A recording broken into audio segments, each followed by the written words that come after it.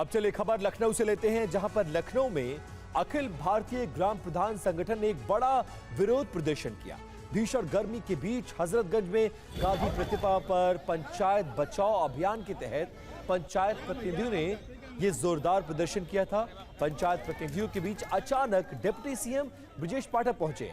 भीषण गर्मी में प्रदर्शन कर रहे सभी प्रतिनिधियों को पहले मिठाई खिलाई और फिर पानी भी पिलाया, जिसके बाद प्रदर्शन कर रहे प्रतिनिधियों की सभी मांगों को ध्यान से सुना। साथ ही डिप्टी सीएम ने आश्वासन भी दिया कि सरकार किसी के साथ अन्याय नहीं होने देगी। पंचायत चुनाव समय पर कराने की तैयारी में जुटी हुई है सरकार। समय पर पंचायत चुनाव और विकास सरकार की प्राथमिकता में शामिल है। पंचायत चुनाव समय पर कराने की मांग को लेकर प्रदर्शन में प्रदेश भर से बड़ी संख्या में ग्राम प्रधान, क्षेत्र पंचायत सदस्य, जिला पंचायत सदस्य और पंचायत प्रतिनिधि शामिल हैं।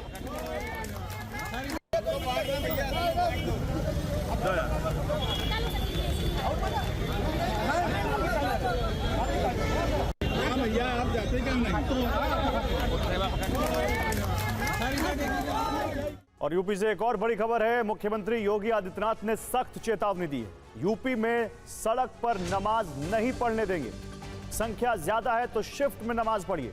कानून सबसे ऊपर, अराजकता नहीं सड़कों पर फैलने देंगे। प्यार से मानेंगे तो ठीक, नहीं तो दूसरा तरीका अपनाएंगे। तो सड़क पर नमाज पढ़ने को लेकर योगी आदित्यनाथ ने सख्त चेतावनी दी है। लोग मुझसे पूछते हैं, साहब आपके यहां यूपी में क्या सड़कों पे सचमुच नमाज नहीं होती? मैं कहता हूं कतई नहीं होती है, आप जाके देख लो, नहीं होती है।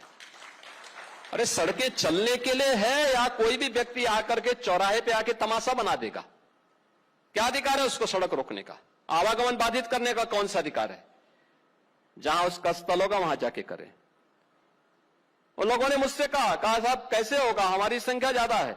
हमने कहा शिफ्ट में कर लो, तुम्हारे घर में रहने की जगह नहीं है तो भाई संख्या नियंत्रित कर लो, और नहीं है सामर्थ्य क्यों बेकार आगे संख्या बढ़ाई जा रहे हैं। और ये चाहिए आपको कि अगर आपको सिस्टम के साथ रहना है तो याद करना, हम उन नियम और कानून को मानना शुरू करें। कानून का राज होगा, कानून के राज को सबको समान रूप से लागू करेंगे।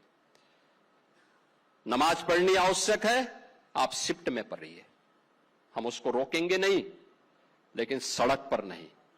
सड़क चलने के लिए एक आम नागरिक के, एक बीमार व्यक्ति के लिए, एक आम नागरिक के लिए, एक कामगार के लिए, एक कर्मचारी के लिए, एक सामान्य नागरिक के लिए, एक व्यापारी के लिए हम सड़क को बाधित नहीं करने देंगे।